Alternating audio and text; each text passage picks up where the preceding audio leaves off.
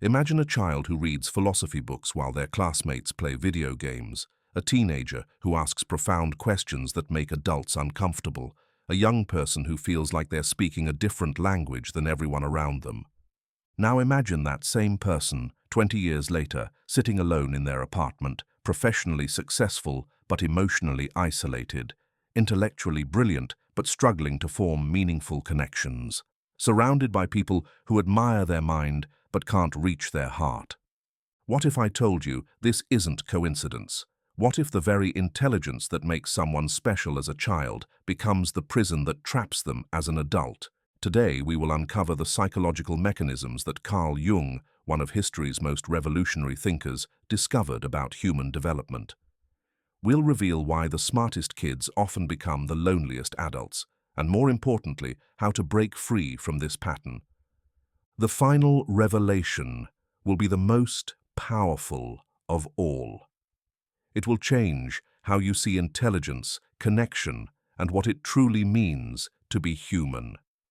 You might think that being smart is always an advantage, that intelligence naturally leads to success and happiness. But Jung's analytical psychology tells a different story, a more disturbing truth. The terrifying reality is that gifted children often begin what Jung called individuation, the process of becoming your authentic self, decades before they're psychologically ready. While their peers are naturally absorbed in childhood games and social learning, smart kids start questioning everything: authority, social norms, the meaning of existence itself. Jung observed that individuation typically begins in midlife, around 35 to 40 years old, when people have established their place in society and are ready to explore deeper questions of meaning and authenticity. But highly intelligent children skip this natural timeline. They begin wrestling with existential questions at 8, 10, 12 years old. This premature awakening creates a fundamental disconnect. While other children are learning the basic social scripts, how to make friends, how to belong, how to navigate group dynamics, smart kids are already seeing through these conventions. They're asking, why do we have to pretend to like things we don't like, while their peers are simply learning to like what everyone else likes? The result? A child who feels like an alien in their own species. Someone who can understand complex philosophical concepts but can't figure out why their classmates care so much about seemingly trivial things. A young person who feels simultaneously superior and completely alone. But this is only the beginning. The real damage happens when these children try to solve their isolation problem, and the solution they choose becomes the trap that follows them into adulthood. Here's where Jung's concept of the persona reveals the most insidious mechanism at work. The persona is the mask we wear to fit into society, the version of ourselves we present to be accepted and successful. For most people, developing a persona is a natural, gradual process, but for gifted children, it becomes a desperate survival strategy.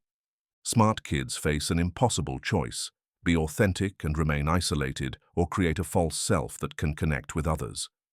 The problem is that highly intelligent children see through this choice in ways that other kids don't.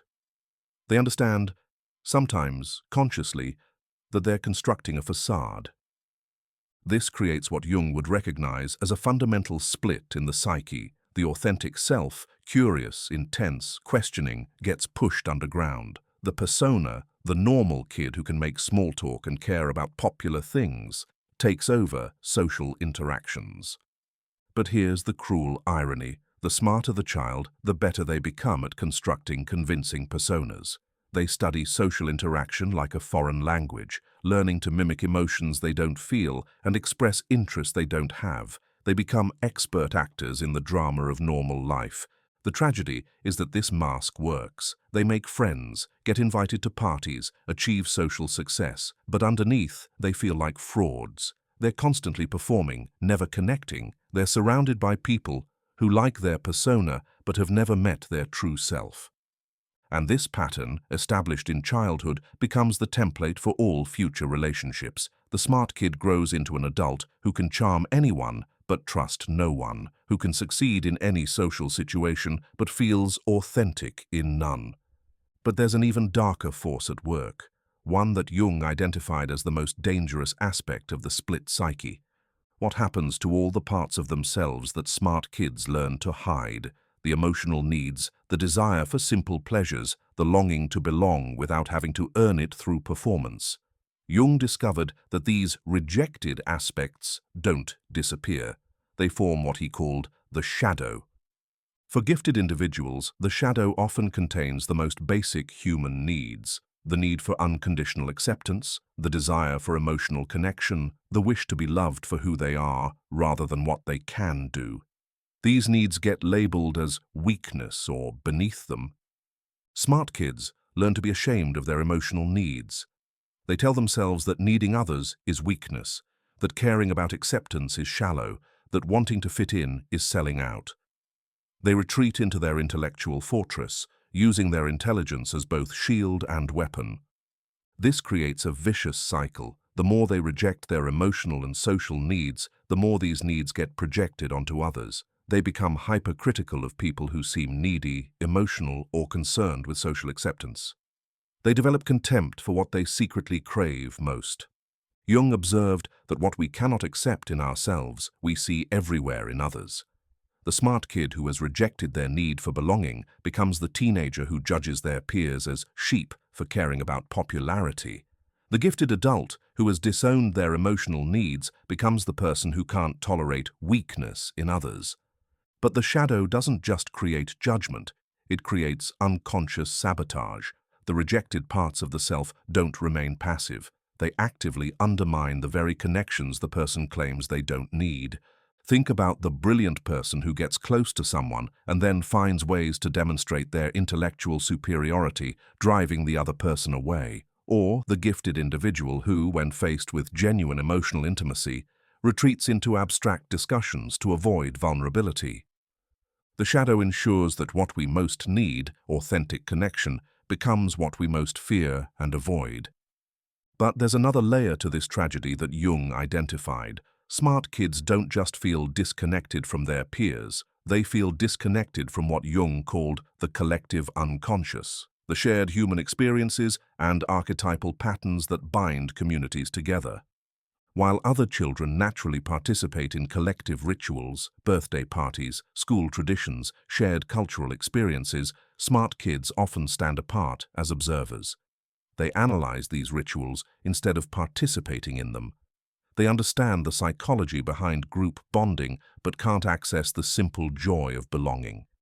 This creates a profound existential loneliness. It's not just that they can't connect with individuals, they feel like outsiders to the human experience itself. They become experts on humanity while feeling fundamentally inhuman. Jung believed that the collective unconscious contains archetypal patterns that provide meaning and belonging. But smart kids often get trapped in what Jung might call the outsider archetype, the hermit, the observer, the one who sees clearly because they stand apart. While this archetype can lead to valuable insights and contributions, it can also become a prison. The smart kid becomes so identified with being different, with being the one who understands what others don't, that they lose the ability to simply be human alongside other humans. This is where the most dangerous question emerges. What if your intelligence isn't a gift that separates you from others, but a gift that's meant to serve your connections with others? Here's where Jung's concept of the transcendent function becomes crucial. The transcendent function is the ability to hold opposing truths simultaneously, to be both intellectually gifted and emotionally connected, both analytically sharp and socially engaged, both individually unique and collectively belonging. Most smart kids never develop this capacity because they get stuck in either-or thinking. They believe they must choose between being authentic and being connected, between being intelligent and being accepted, between being special and being normal. But Jung's deepest insight was that maturity comes not from choosing sides, but from integrating opposites. The goal isn't to suppress intelligence to fit in or to embrace isolation to remain authentic. The goal is to become a person who can be fully themselves while remaining fully connected to others.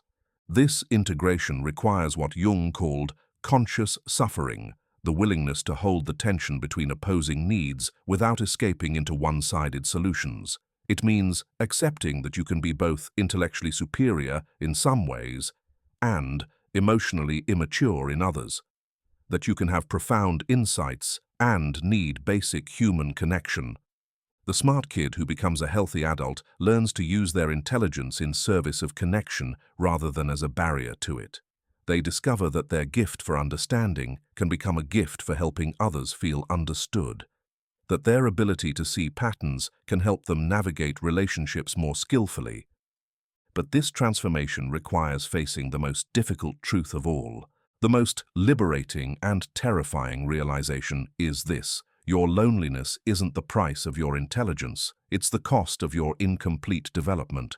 Jung observed that we don't become enlightened by imagining figures of light, but by making the darkness conscious. For smart kids, the darkness isn't their intelligence, it's their rejection of their own humanity. The path forward isn't to become less intelligent or to suppress your gifts, it's to integrate your intelligence with your emotional, spiritual, and social development. It's to become as sophisticated about relationships as you are about ideas, as curious about people as you are about concepts. This means developing what Jung called feeling function, the ability to value people and experiences not just for their logical merit, but for their emotional significance. It means learning to care about things that matter to others, not because they're objectively important, but because they're important to people you care about. It means recognizing that small talk isn't meaningless chatter, it's social bonding, that caring about popular culture isn't shallow, it's participating in collective meaning-making, that wanting to fit in isn't selling out, it's acknowledging your fundamental need for belonging. The smart kid who successfully integrates becomes something rare and precious, a bridge between worlds, someone who can translate complex ideas into accessible wisdom, who can use their insights to help others grow rather than to prove their superiority. They become what Jung called individuated, not just intelligent, but whole. The final truth that Jung discovered through decades of clinical work is this: the difference between a lonely smart kid and an integrated adult isn't fate, it's choice. Every day you can choose to use your intelligence as a weapon or as a gift, to build walls or bridges, to judge others for their limitations, or to help them expand their possibilities. You can choose to see your emotional needs as weakness or as the very thing that makes you human, to view your desire for connection as selling out or as the foundation for meaningful contribution. You can choose to remain the brilliant outsider who sees everything but touches nothing, or to become the wise guide who helps others see what you see while remaining connected to the shared human journey. The smart kid in you, the one who felt so alone, so different, so misunderstood, doesn't need to be abandoned or suppressed. They need to be integrated. Their insights are valuable. Their sensitivity is a gift. Their depth is needed in a world that often settles for surface. But they also need to learn what they missed in childhood, that being special doesn't mean being separate, that understanding others doesn't require standing apart from them, that intelligence reaches its highest expression not in isolation, but in service to connection.